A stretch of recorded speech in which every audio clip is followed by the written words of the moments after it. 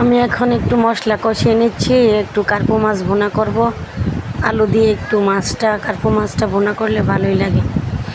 এত কাছে রয়েছো তুমি, আরো কাছে তোমাকে যে যে চাই, তুমি ছাড়া এমন আপন আমার যে আর কেউ না।